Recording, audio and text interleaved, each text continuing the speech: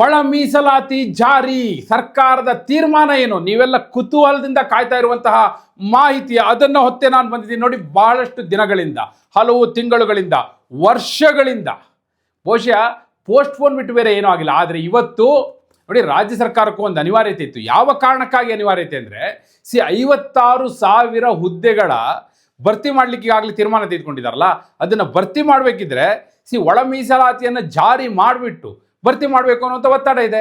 ಹೀಗಾಗಿ ಸರ್ಕಾರ ನಾವು ಒಳ ಮೀಸಲಾತಿಯನ್ನು ಜಾರಿ ಮಾಡಿ ಭರ್ತಿ ಮಾಡ್ತೀವಿ ಅಂತ ಹೇಳಬೇಕು, ಇಲ್ಲಾಂದರೆ ಒಳ ಮೀಸಲಾತಿ ಸದ್ಯಕ್ಕೆ ಮಾಡೋದಿಲ್ಲ ಅಂತಾರೆ ಹೇಳಬೇಕಿತ್ತು. ಮತ್ತು ಒಳ ಮೀಸಲಾತಿಯನ್ನು ಜಾರಿ ಮಾಡೋದಾದರೆ ಯಾವ ಪ್ರಮಾಣದಲ್ಲಿ, ರೋಸ್ಟರ್ ಬಿಂದು ಯಾವ ರೀತಿಯಲ್ಲಿ, ಅದಿರುವಂಥ ಸವಾಲು. ರೋಸ್ಟರ್ ಬಿಂದು ಇದೆಯಲ್ಲ ಬಹಳ ಸೂಕ್ಷ್ಮವಾಗಿದೆ. ಅದೇನು ಅಂತ ನಾನು ಎಳೆಯಾಗಿ ವಿವರಿಸಿ ಹೇಳ್ತೀನಿ ನಿಮಗೆ.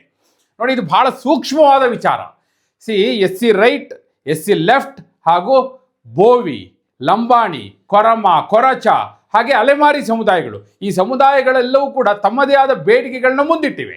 ಈ ಹಂತದಲ್ಲಿ ನೋಡಿ, ಈ ಹಿಂದೆ ಇದ್ದದ್ದು 17% SCಗೆ ಅಂದರೆ ಪರಿಶಿಷ್ಟ ಜಾತಿಗಳಿಗೆ 17% ಮೀಸಲಾತಿ ಅಂತ ಮಾಡಿ ಟೋಟಲ್ 56%ಗೆ ಏರಿಸಿದ್ರಲ್ಲ, ಎಷ್ಟಿದು 7%ಗೆ ಏರಿಕೆ ಮಾಡಿ ಆ ಹಂತದಲ್ಲಿ ಅದೀಗ ಕೋರ್ಟಿಗೆ ಹೋಗಿ ಕೋರ್ಟ್ ಅದಕ್ಕೆ ತಡೆ ಕೊಟ್ಟು ಈಗ ಸರ್ಕಾರ ಅನಿವಾರ್ಯವಾಗಿ 15% ಒಳಗೆ ಮೀಸಲಾತಿಯನ್ನು ಕೊಡುವಂಥದ್ದು. ಆ 15% ಮೀಸಲಾತಿಯಲ್ಲಿ SC ಲೆಫ್ಟಿಗೆಷ್ಟು, SC ರೈಟಿಗೆಷ್ಟು, ಬೋವಿ, ಲಂಬಾಣಿ, ಕೊರಮ, ಕೊರಚ, ಅಲೆಮಾರಿ ಈ ಸಮುದಾಯಗಳಿಗೆಷ್ಟು? Point number 1. ಎರಡನೇದಾಗಿ ರೋಸ್ಟರ್ ಬಿಂದುಗಳನ್ನ ನಿಗದಿ ಮಾಡುವಾಗ ಯಾವ ರೀತಿ ಹೇಗೆ ಮಾಡಬೇಕು ಅದು ಬೇಕಲ್ವಾ. ಆ ದೃಷ್ಟಿಯಿಂದ ನೋಡೋದಾದ್ರೆ ರೋಸ್ಟರ್ ಬಿಂದುಗಳನ್ನ ಈಗಾಗಲೇ ಒಂದು ಬಾರಿ ನಿಗದಿ ಮಾಡಿದ್ರು, ಅದಕ್ಕೂ ಆಕ್ಷೇಪ ಕೇಳಬಂತು. ಯಾವ ಕಾರಣಕ್ಕಾಗಿ ಆಕ್ಷೇಪ ಕೇಳಬಂತು? ಇನ್ಫ್ಯಾಕ್ಟ್ ಸರ್ಕಾರಕ್ಕೆ ಸವಾಲು ಆಗಿರೋದು ಯಾವುದು? ಯಾವ ಕಾರಣಕ್ಕಾಗಿ ಒಳ ಮೀಸಲಾತಿ ಜಾರಿ ಸರ್ಕಾರಕ್ಕೆ ಬಿಸಿ ತುಪ್ಪವಾಗಿ ಪರಿಣಮಿಸಿದೆ? ಅಂತಿಮವಾಗಿ ಸರ್ಕಾರ ಮಾಡಲಿರುವಂತಹ ತೀರ್ಮಾನ ಯಾವ ರೀತಿಯದ್ದು, ಅದರ ಪರಿಣಾಮ ಏನು? ಆ ಎಲ್ಲ ವಿವರಗಳನ್ನ ಕೊಡೋ ಸಲುವಾಗಿ ನಾನು ಬಂದಿದ್ದೇನೆ. ಆತ್ಮೀಯರೇ, ವಾರ್ತೆ ವಿಶೇಷ ಕಾರ್ಯಕ್ರಮಕ್ಕೆ ಸ್ವಾಗತ. ನಾನು ವೀರೇಂದ್ರ ಉಪ್ಪುಂದ. ನೋಡಿ, ನಿಮಗೆಲ್ಲ ಚೆನ್ನಾಗಿಯೇ ಗೊತ್ತಿದೆ, ಒಳ ಮೀಸಲಾತಿ ಜಾರಿ ಅನ್ನೋದು ಯಾವುದೇ ಸರ್ಕಾರ ಬರಲಿ ಅದು ರಾಜಕೀಯವಾಗಿ ಒಂದಷ್ಟು ಸಂದೇಶ ಕೊಡುತ್ತೆ ವಿನಃ ಪ್ರಾಕ್ಟಿಕಲಿ ವಾಸ್ತವದಲ್ಲಿ ಜಾರಿ ಮಾಡ್ಲಿಕ್ಕೆ ಆಗಿದೆಯಾ? ಇವತ್ತಿನವರೆಗೂ ಆಗಿಲ್ಲ. ಬಸವರಾಜ ಬೊಮ್ಮಾಯಿಯವರ ಸರ್ಕಾರ ಕೂಡ ಅಂತಹ ಪ್ರಯತ್ನವನ್ನ ಮಾಡಿದ್ರು. 17%ಗೆ ಏರಿಕೆ ಮಾಡಿದ್ರು. 17%ಗೆ ಏರಿಕೆ ಮಾಡಿದಷ್ಟೇ ಅಲ್ಲ, ಅವರು ಅದನ್ನ ಕೇಂದ್ರಕ್ಕೂ ಕಳಿಸಿದ್ರು. ಆದರೆ ಕೇಂದ್ರ ಅಲ್ಲಿ ಸಂಸತ್ತಲ್ಲಿ ಯಾವುದೇ ತೀರ್ಮಾನವನ್ನು ಮಾಡಲಿಲ್ಲ. ಅದು ಹಾಗೆ ನೆನೆಗುದಿಗೆ ಬಿತ್ತು. ಈಗ ಇರುವಂಥ ಚಾಲೆಂಜ್ ಏನು ನೋಡಿ, ಈಗ ಇರುವಂಥ ಸವಾಲು ಏನಪ್ಪ ಅಂದರೆ 17% ಅಂತೂ ಮಾಡ್ಲಿಕ್ಕೆ ಆಗೋದಿಲ್ಲ. 15% ಮಾಡೋದಾದ್ರೆ ಲೆಫ್ಟಿಗೆಷ್ಟು, ರೈಟಿಗೆಷ್ಟು, ಬೋವಿ, ಲಂಬಾಣಿ, ಕೊರಮ, ಕೊರಚ, ಅಲೆಮಾರಿ ಈ ಸಮುದಾಯಗಳಿಗೆಷ್ಟು ಇದು ತೀರ್ಮಾನ ಮಾಡಬೇಕು. ಹಾಗೂ ರೋಸ್ಟರ್ ಬಿಂದುಗಳನ್ನ ನಿಗದಿ ಮಾಡಬೇಕು ಅಂತ ಹೇಳಿದೆ ನಾನು.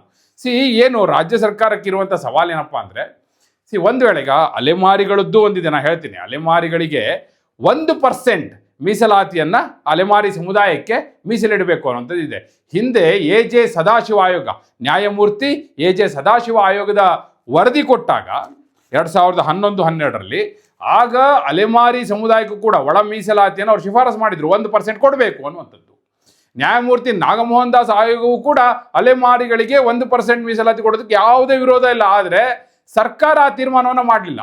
ಅಲೆಮಾರಿಗಳು ಏನೆಲ್ಲ ಪ್ರಯತ್ನ ಮಾಡ್ಬೋದು ಆ ಸಮುದಾಯದವರು, ಆ ಎಲ್ಲ ಪ್ರಯತ್ನವನ್ನು ಮಾಡಿದ್ರು. ಆದರೂ ಕೂಡ ಯಾಕೋ ಅದು ಆಗಲಿಲ್ಲ, ಅವ್ರು ಅಂದ್ಕೊಂಡಂಗೆ ಆಗಲಿಲ್ಲ. ಈಗ ಸರ್ಕಾರದ ಮುಂದೆ ಆ ಸವಾಲು ಕೂಡ ಇದೆ.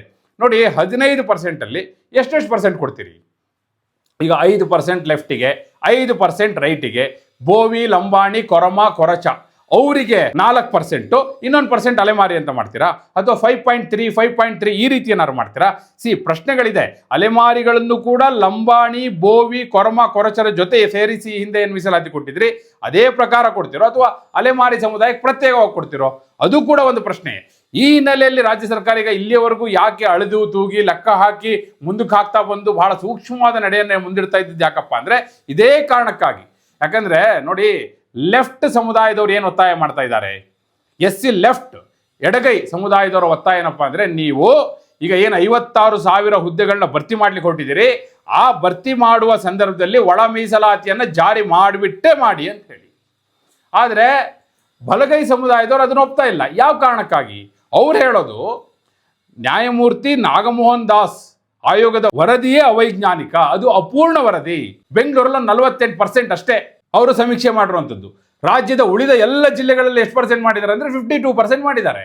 ಹೀಗಾಗಿ ಅದು ಅಪೂರ್ಣ ವರದಿ, ಅವೈಜ್ಞಾನಿಕ ವರದಿ, ಅದು ನ್ಯಾಯಸಮ್ಮತವಾಗಿಲ್ಲ. ಮೊದಲು ನ್ಯಾಯಸಮ್ಮತವಾದಂತಹ ಅಕ್ಯುರೇಟ್ ರಿಪೋರ್ಟನ್ನು ತಗೊಳ್ಳಿ ಅನ್ನುವಂಥ ಒತ್ತಾಯವನ್ನು ಅವ್ರು ಮಾಡ್ತಾ ಇದ್ದಾರೆ. ಯಾಕಂದರೆ ಅವರಿಗಿರುವ ಆತಂಕ SC ಲೆಫ್ಟ್ಗೆ ಹೆಚ್ಚು ಹೋಗುತ್ತೆ. ಜನಸಂಖ್ಯೆಯಲ್ಲೂ ಕೂಡ ವಾಸ್ತವ ಏನಂದರೆ SC ಲೆಫ್ಟ್ ಸ್ವಲ್ಪ ಹೆಚ್ಚಿದ್ದಾರೆ ಅನ್ನೋದು ಎಲ್ಲರೂ ಕೂಡ ಒಪ್ಪಿತ ಸತ್ಯ ಅದು. ಆದರೆ ಬಲಗೈ ಸಮುದಾಯದವರು ಬಹಳ ದೊಡ್ಡ ದೊಡ್ಡ ನಾಯಕರಿದ್ದಾರೆ.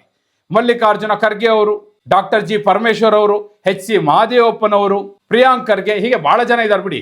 ದೊಡ್ಡ ದೊಡ್ಡ ನಾಯಕರೆಲ್ಲ ತಮ್ಮ ದೊಡ್ಡ ಪ್ರಭಾವವನ್ನು ಅದೇ ರೀತಿ ಪ್ರಯೋಗಿಸ್ತಾ ಇದ್ದಾರೆ. ಹೀಗಾಗಿ ಸಹಜವಾಗಿ ಇದು ಯಾಕೆ ಇಷ್ಟರ ಮಟ್ಟಿಗೆ ನೆನೆಗುದಿಗೆ ಬೀಳಲಿಕ್ಕೆ ಕಾರಣ ಏನು ಅಂದರೆ ಅದು ಕೂಡ ಒಂದು ಪ್ರಮುಖವಾದ ಕಾರಣವೇ, ನೋ ಡೌಟ್ ಇನ್ ದಟ್. ಈಗ ರಾಜ್ಯ ಸರ್ಕಾರ ಏನು ಮಾಡಿದೆ, ನಾನು ನೇರವಾಗಿ ಅದಕ್ಕೆ ಬರ್ತೀನಿ. ನೋಡಿ, ರಾಜ್ಯ ಸರ್ಕಾರಕ್ಕೆ ಇರುವಂಥ ಬಹಳ ದೊಡ್ಡ ಸವಾಲು ಯಾವುದಂದ್ರೆ ರೋಸ್ಟರ್ ಬಿಂದುಗಳನ್ನ ನಿಗದಿ ಮಾಡೋದು. ಸರಿಯಪ್ಪ, ಈಗ 5%, 5%, 4%, 1% ಅಂತಾನೆ ಮಾಡಿದ್ರು ಅಂತ ಭಾವಿಸೋಣ. ಆದರೆ ರೋಸ್ಟರ್ ಬಿಂದುಗಳನ್ನ ನಿಗದಿ ಮಾಡೋದು ಏನು? ರೋಸ್ಟರ್ ಬಿಂದು ಅಂದರೆ ಈಗ ಉದ್ಯೋಗ ನೇಮಕಾತಿಗೆ ಕರೆದಾಗ ಈಗ SC ಲೆಫ್ಟ್ ಅವರು ಇರ್ತಾರೆ, SC ರೈಟ್ ಅವರು ಇರ್ತಾರೆ, ಬೋವಿ, ಲಂಬಾಣಿ, ಕೊರಮ, ಕೊರಚ, ಅಲೆಮಾರಿ ಸಮುದಾಯದವರು ಅವರೆಲ್ಲರೂ ಕೂಡ ಇರ್ತಾರೆ. ಈ ಹಿಂದೆ ಆಗಿತ್ತಪ್ಪ ಅಂದರೆ ಉದ್ಯೋಗ ಭರ್ತಿಯ ಸಂದರ್ಭದಲ್ಲಿ ಮೀಸಲಾತಿ ಯಾವ ರೀತಿ ಪರಿಗಣಿಸ್ತಾ ಇದ್ರು ಅಂದರೆ ಮೊದಲ ಹುದ್ದೆ, ಅದು ಯಾವುದೇ ಇರಲಿ, ಯಾವುದೇ ಇಲಾಖೆದಿರಲಿ, ಮೊದಲ ಹುದ್ದೆ SC ಸಮುದಾಯಕ್ಕೆ ಮೀಸಲಿಡ್ತಾ ಇದ್ರು, ಅವ್ರಿಗೆ ಕೊಟ್ಬಿಡ್ತಿದ್ರು. ಅದರಲ್ಲಿ ಅದು SC ಲೆಫ್ಟಿಗಾದ್ರೂ ಸಿಗ್ಬೋದು, SC ರೈಟಿಗಾದ್ರೂ ಸಿಗ್ಬೋದು, ಬೋವಿಗಾದ್ರೂ ಸಿಗ್ಬೋದು, ಲಂಬಾಣಿಗಾದ್ರೂ ಸಿಗ್ಬೋದು, ಕೊರಮ, ಕೊರಚ, ಅಲೆಮಾರಿ ಸಮುದಾಯದವ್ರು ಯಾರಿಗೆ ಬೇಕಾದ್ರೂ ಸಿಗ್ಬೋದು, SC ಸಮುದಾಯಕ್ಕೆ ಅಂತ ಇತ್ತು.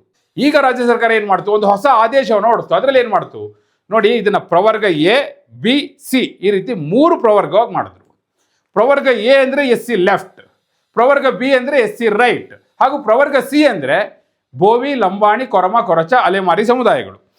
ಏನು ಮಾಡಿದ್ರು, ಯಾವುದೇ ಹುದ್ದೆ ನೇಮಕ ಮಾಡುವಾಗ ರೋಸ್ಟರ್ ಬಿಂದು 1ರಲ್ಲಿ ಪ್ರವರ್ಗ A ಅಂದರೆ SC ಲೆಫ್ಟ್, ಹಾಗೂ 9ರಲ್ಲಿ 9ನೇ ಪೋಸ್ಟ್ ಯಾರಿಗಪ್ಪ ಅಂದರೆ ಪ್ರವರ್ಗ Bಗೆ, ಹಾಗೂ 15ನೇ ಪೋಸ್ಟ್ ಯಾರಿಗಪ್ಪ ಅಂದರೆ ಪ್ರವರ್ಗ Cಗೆ.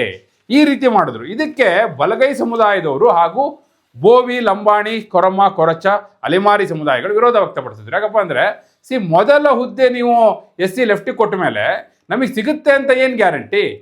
9, 15ರ ಆಯ್ಕೆಯಲ್ಲಿ ನಮಗೆ ಸಿಗುತ್ತೆ ಅಂತ ಏನು ಗ್ಯಾರಂಟಿ? ಅದಕ್ಕೊಂದು ಉದಾಹರಣೆ ಕೊಟ್ಟರು. ಈಗ ಉದಾಹರಣೆಗೆ, ಈಗ ರಾಜ್ಯಾದ್ಯಂತ ವಿಶ್ವವಿದ್ಯಾಲಯಗಳಿದೆ.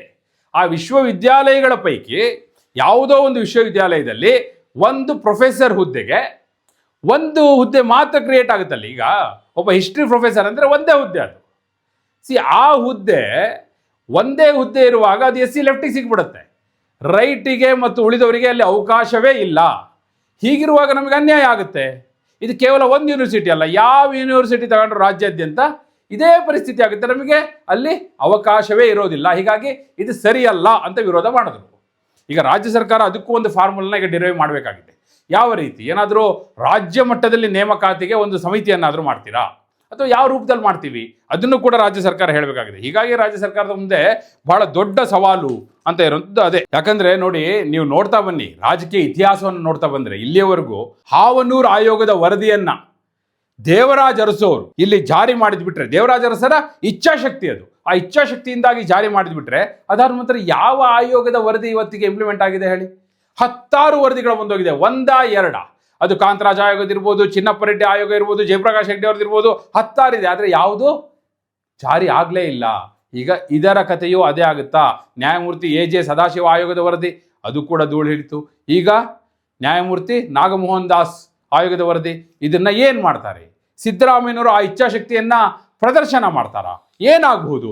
ಅದೇ ಕುತೂಹಲ ಇರುವಂಥದ್ದು. ಇವತ್ತು ಕ್ಯಾಬಿನೆಟ್ ಸಭೆಯಲ್ಲಿ ಅಂತಿಮವಾದ ತೀರ್ಮಾನ, ಯಾವ ರೀತಿಯಲ್ಲಿ ಪ್ರಮಾಣವನ್ನು ಹಂಚಿಕೆ ಮಾಡ್ತಾರೆ ಮತ್ತು ರೋಸ್ಟರ್ ಬಿಂದುಗಳನ್ನ ಯಾವ ರೀತಿ ನಿಗದಿ ಮಾಡ್ತಾರೆ, ಈ ಪ್ರಶ್ನೆ ಇದೆ. ಇದರ ಉತ್ತರದೊಂದಿಗೆ, ಸಚಿವ ಸಂಪುಟದ ತೀರ್ಮಾನದೊಂದಿಗೆ ಮತ್ತೆ ನಿಮ್ಮ ಮುಂದೆ ಬರ್ತೇನೆ. ನಿಮ್ಮ ಪ್ರಕಾರ ಯಾವ ರೀತಿಯ ನಿರ್ಧಾರವನ್ನು ರಾಜ್ಯ ಸರ್ಕಾರ ಕೈಗೊಳ್ಳಬೇಕು? ತಕ್ಷಣ ಇದನ್ನು ಜಾರಿ ಮಾಡಬೇಕಾ? 56,000 ಹುದ್ದೆಗಳ ಭರ್ತಿಯ ಸಂದರ್ಭದಲ್ಲಿ ಒಳ ಮೀಸಲಾತಿಯೊಂದಿಗೆ ಜಾರಿ ಮಾಡಬೇಕು ಅಂತೀರಾ? ನಿಮ್ಮ ಅಭಿಪ್ರಾಯವನ್ನು ಕಮೆಂಟ್ ಮೂಲಕ ತಿಳಿಸಿ. ಹಾಗೆ ನೀವು ಇನ್ನು ವಾರ್ತೆ ಚಾನಲ್ನ ಸಬ್ಸ್ಕ್ರೈಬ್ ಮಾಡಿಲ್ಲ ಅಂದರೆ ಈಗಲೇ ಸಬ್ಸ್ಕ್ರೈಬ್ ಮಾಡಿ. ಧನ್ಯವಾದ.